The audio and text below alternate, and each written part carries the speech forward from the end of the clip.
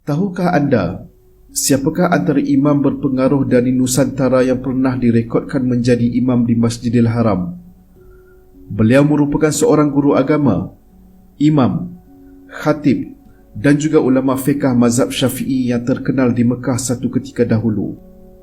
Insan yang dimaksudkan itu adalah seorang tokoh guru agama yang berasal dari Minangkabau.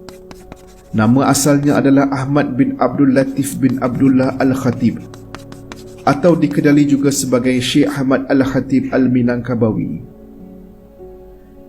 Beliau diberikan gelaran Syekh Al-Masyaikh yang bermaksud guru kepada guru-guru. Syekh Ahmad Al-Khatib dilahirkan pada 25 Jun 1860 bersamaan dengan 6 Zulhijjah 1276 di Kota Tua, Kota Gedang, Bukit Tinggi, Sumatera Barat.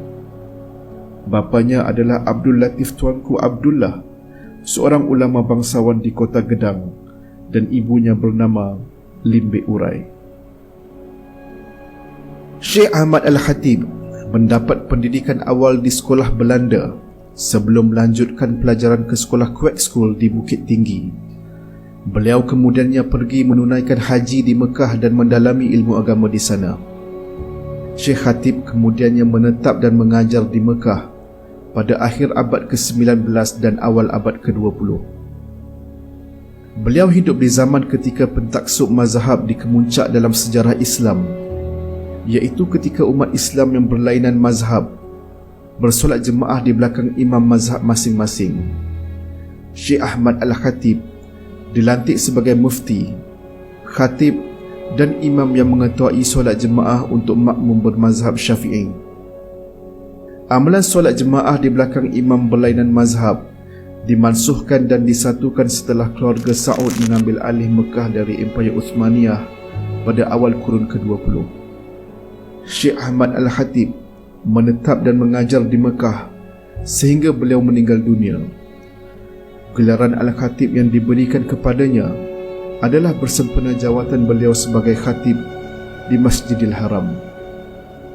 Syekh Ahmad Khatib merupakan ulama yang banyak menyumbang kepada pembangunan rakyat di Indonesia, Malaysia dan seantero Nusantara. Di zaman hayatnya, kuasa penjajah seperti Belanda, British, Spanyol, Portugis dan France gigih meluaskan kuasa di tanah-tanah Nusantara.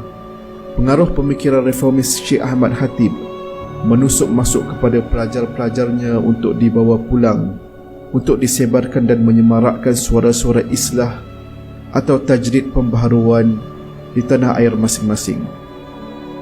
Kebanyakan ulama-ulama dari Nusantara yang pernah menuntut di Mekah akan melazimi halakah Syekh Ahmad Khatib.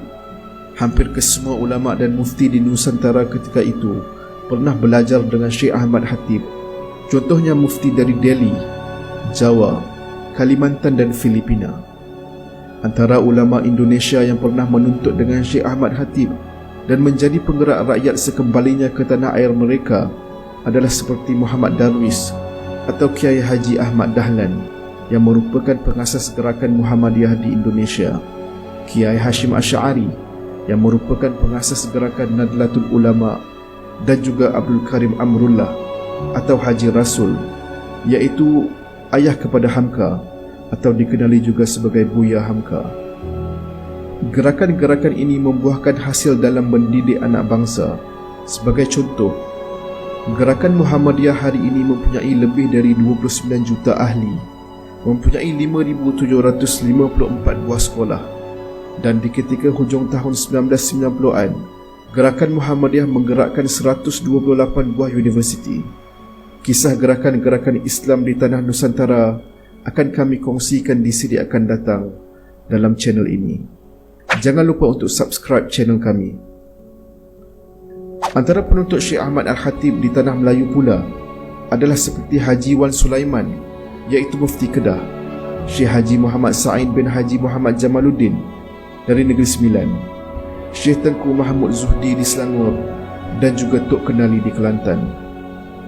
Walaupun berada di Mekah, Syekh Ahmad Khatib merupakan ulama yang kuat menentang ajaran pemberian harta pusaka tanah adat mengikut adat Perpatih atau Minangkabau. Pemikiran reformis Syekh Ahmad Khatib mengkritik konsep pemberian harta pusaka tinggi, di mana harta pusaka tinggi merupakan harta yang diwarisi secara turun-temurun melalui garis keturunan ibu. Syekh Ahmad Khatib menulis 2 buah buku yang membahaskan permasalahan mengenai harta pusaka ini. Pengetahuan dan keilmuan Syekh Ahmad Al-Khatib juga merangkumi pelbagai bidang ilmu dan bukan hanya terhad kepada ilmu Islam. Beliau menulis kurang-kurangnya 47 buah buku semasa hayatnya. Berikut merupakan antara buku-buku tulisan beliau.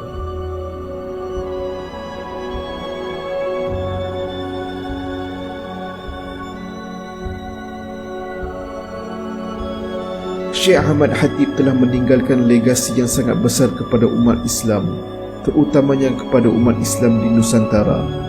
Beliau menghembuskan nafas terakhir pada 8 Jamadil Awal 1334 Hijrah.